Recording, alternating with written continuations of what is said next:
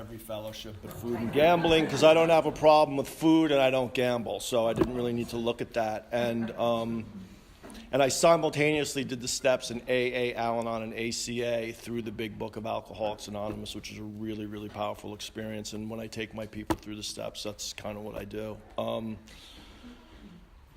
Yeah, I'm really nervous, and I just say that out loud because that's the truth, and it's suggested that, unless I'm completely honest with myself, that I'm not going to recover, and I just need to say that I'm nervous. This is like 14 years ago right now. I was on my way to my surrender. I was fishing off of Cape Fear on a day trip fishing boat, having an ongoing conversation with myself every day whether I should throw myself in the water or not. And that was after 18 months earlier, where I actually did suicide myself on 10,000 milligrams of lithium and got brought back. So that's like where the disease brought me to. I finally surrendered in March, and I took what I like to call a 20-month timeout psychiatrically at the Mount Sinai Geriatric Psychiatric Ward. I was very, very sick from the disease of alcoholism. So I grew up in a family rife with alcoholism on the South Shore of Long Island, and all the trappings that come from growing up in a family like that. It says in the big book of Alcoholics Anonymous that cessation of drinking is the first step away from a highly strained abnormal condition. Years of living with an alcoholic will surely make any child or wife neurotic. The entire family is to some extent ill. And I was like, wow, that's like really, I didn't see that. I was always the problem. Like, I left home at 13. They had to put me on Ritalin at 7, the whole thing. And in doing this work and coming in to understand what happened, because I had to do that fourth and fifth step, I had to look at like what the cause of the condition was, what made me so ill. And in the end, it reverted back to that growing up in that alcoholism as a kid. The sexual trauma, the being raped, the emotional deprivation. I could go on and on. I mean, we're all here and we all kind of know that there's a lot of sickness that goes on in that dynamic. And for me, it made me really ill, really young. Like, I presented all the symptoms of alcoholism very, very young, and then got shut down and heavily medicated very, very young, to the point where, I think about this a lot. Like, I was so highly strained and abnormal that like I would chew on the wires of my lamp at night to try and give myself comfort. And I only say that because it's the truth, and I only say that because that's like how ill I was. So then, I went out in the world. I left home at 13, and it was a horror show, quite frankly. What I did in retrospect is I recreated my childhood in every situation, from the sexual trauma to the emotional deprivation to the physical violence to all that stuff, to where at 40 years old, when I surrendered 14 years ago, I was toast. I was out of my mind. I was literally out of my mind. I mean, that's why people go to psych wards, They don't go because they're healthy. And I went there, and by the grace of God, there was a woman. When I had suicided myself 18 months earlier, I did a 9-month tour in that psych ward, and I got well, and I felt good, and I went back out, and I just started to do all the same crazy stuff again, so I got really sick again. But I called her up. In a moment of desperation, sitting in this car, completely suicidal and homicidal, and she said, there's nothing we can do unless you come and bring yourself into the emergency room. So I did that, and I had this like 20-month moment where I kind of gathered myself and got better, and then I got released out into population. And what did I do? I found the craziest alcoholic and drug addict I could find and married her 10 days later. And I'm really grateful I did that, right? Because if I didn't do that, I wouldn't have had that Alanon bottom. Because really, like, the Alanon, right, is all about the control because of the fear and stuff. That wasn't my thing as a kid. I was like the crazy, incorrigible, out of hand, going to jail, like, what's wrong with Johnny guy? And it was like, no, man. But when I was sober and I was in this relationship, I was I didn't know what was going on. And to cut to the chase, is like, so my Al-Anon bottom was forcing a solution. I came into AA in May. I was in Al-Anon by October, and I bottomed out in January. When we took a trip to St. John's, and my then wife at the time decided to do a bunch of cocaine with this guy in the bathroom and yada yada. Make a long story short, she's getting ready to meet him leave the hotel that we're staying at to meet him, and I force a solution. I grab her and go, no, you're not going anywhere. We get into an argument, blah, blah, blah, rap-a-ta-ta. The state police show up. I get hooked up because of my criminal record, quite frankly. And as the guy's processing me, he's this huge, hulking, pockmarked Boston State Police detective. He pulls out the courage to change and looks at him. He goes, I guess you're not reading this, are you? Right? And like being an alcoholic and thinking, oh, I stopped drinking, everything's gonna magically be fixed. I was like, whoa, man. I was like in the box, in the cage going, whoa, this is serious shit.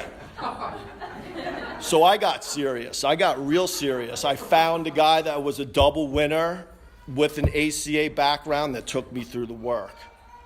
And I've not looked back since, to be quite frank. I believe, for me, that recovery is the only thing I've ever taken seriously in my entire life, because it saved my life. It's given me a life from where 14 years ago I was basically living in a one-room Honda Civic to where now I've got, I'm dressed, I'm not living in the car, all that sort of stuff that we get, all that really amazing stuff.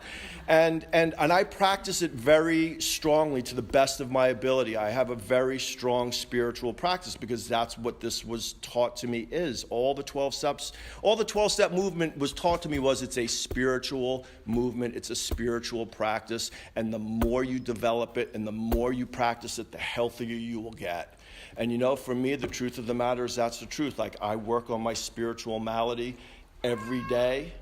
I am no longer that really sick, mentally ill person who was then physically, aberrantly doing things to myself in that context. So what do? I wake up every morning. I fish commercially, obviously. I told you that. So I get up generally very early, anywhere between 2 and 4 o'clock in the morning, and I have a very strong 11-step. My 11 steps turned into this whole candles and incense and wine. It's this whole thing. And it only started originally with just God help me and trying to sit quiet for 13 seconds. And now it's developed. It's developed into this thing. And generally after that, I'll go through my thing and I'll make my 12-step calls because I get a lot of calls. I work with a lot of people and I make my calls. And then I go to a meeting.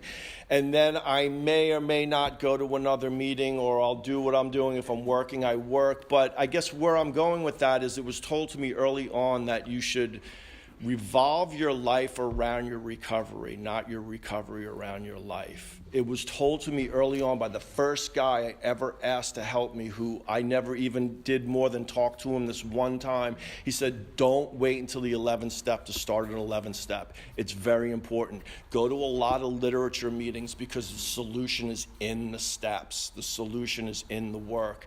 And I did that, and I tell all my guys that. I'm like, look, dude, are you working with somebody? What are you doing? What's going on? Because for me, I love the brilliance of the design that they did. It's almost like I was like, wow, these guys tricked me. All I do is the work. I'm constantly taking people through the steps, which is constantly reminding me of what my defects du jour are. And my defects du jour right now are impatience, intolerance, mainly, and I thank my full-blooded first-generation Sicilian dad for that. And I have to look at that because really, what am I dealing with? I'm dealing with a malady that's like a plague upon humanity right now. Alcoholism. It was taught to me that alcoholism is a fear-based disease steeped in self-centered, selfish, self-will run riot. Well, look at the commander-in-chief. Come on, man. It's give me a break.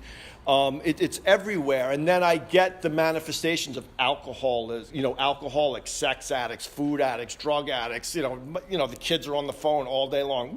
It's whoa, man. And that's, for me, the where the highly strained abnormal condition goes. So really what my job is as a 12-step aspirant is to constantly, for me, to look at what is causing me fear. Because when I did the steps, it was all about fear. It all came back to fear. Why was I in fear? Well, I had a lot of early childhood trauma. Then, is that 10 minutes? That's 10. Oh, cool. Okay, so I'll just wrap it up with saying I'm grateful to be here. Thanks so much. And okay.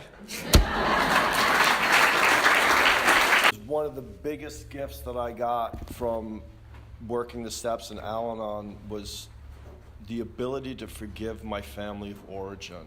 I was doing a 4th and 5th step with my guy at a Starbucks in Chelsea, and I was going on and on and on about the horror show that I got put through as a kid.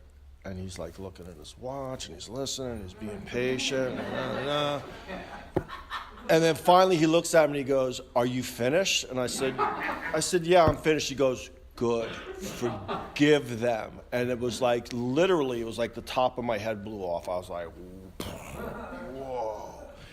And in studying the literature and being around for a while after that, I was like, oh yeah, these were just like sick people trying to get along just like me, and they were doing the best they could with what they had. And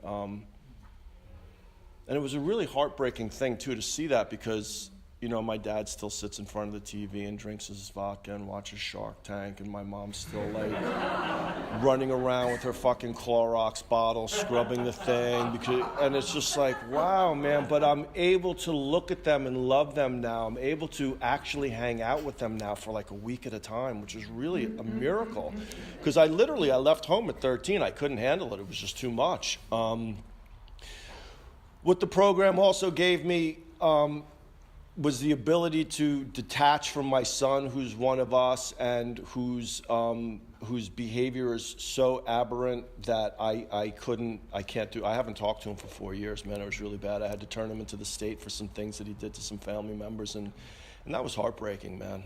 That was heartbreaking, but he's got his own higher power. And I'll just wrap it up with saying that I was also able to, when my daughter was bottoming out 4 years ago as a drug addict, thank you, I heard that, I was able to give her to God, and she's now 4 years doing her thing and taking care of herself. And that's like the miracle of just putting the focus on me and taking care of myself and my needs and my wounds and stuff. So thanks.